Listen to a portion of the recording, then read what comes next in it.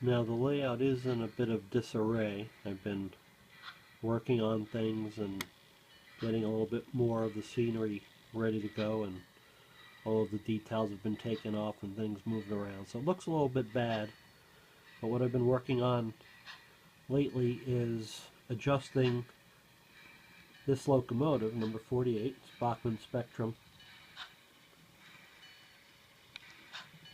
And I realized and played with the settings using Decoder Pro and actually set the locomotive so when it's on speed step 1 it's going, unfortunately here, about 2 miles an hour, a little over 2 miles an hour, and at the full speed at 45 steps it goes 45 miles an hour.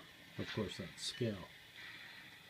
Now as you can see, I have these brass bars here, and what I did was these inner edges between the two brass bars are 1 foot apart, so that's 87.1 feet in this scale, HO scale. And I ran the locomotive back and forth through those, essentially speed trap, measuring the speed.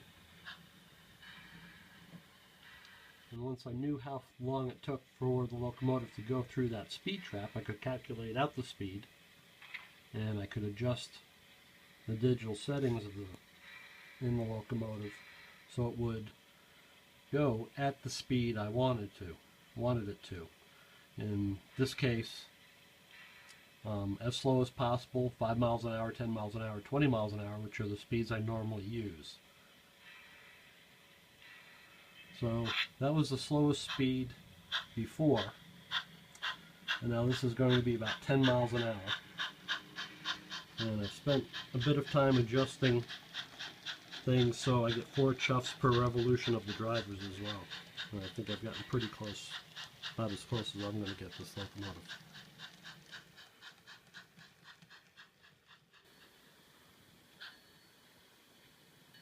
Now as number 48 approaches again, this is speed step 1, so it's moving about 2.3 miles per hour in scale.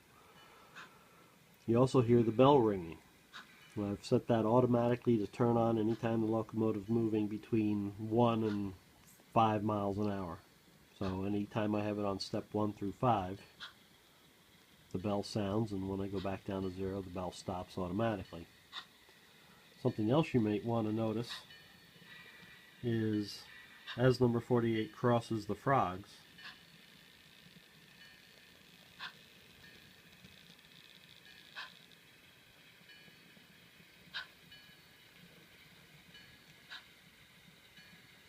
you notice there wasn't even a momentary hesitation.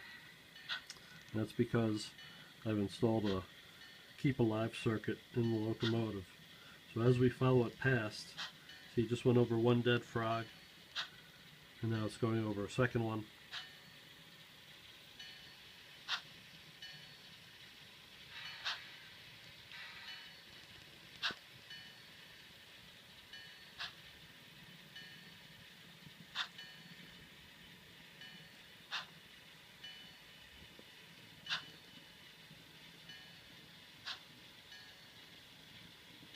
And there's the third one. So I don't power my frogs, I just have the keep alive circuit in there, and you can see even at 2.3 miles an hour, the locomotive just continues to chug through it without even a hiccup. Probably the next thing for this locomotive is a few more details, some washout plugs up just underneath the smokestack, and a new headlight so it looks like it's burning kerosene and not an electrical one, and I'll remove the dynamo, even though I made the mistake of getting piston cylinders, piston valves instead of slide valves. I still want this locomotive to look like it's about 1905, 1910. So once the new details are on, doesn't need too much, maybe some more piping, and then it'll be weathered and it'll be ready to go.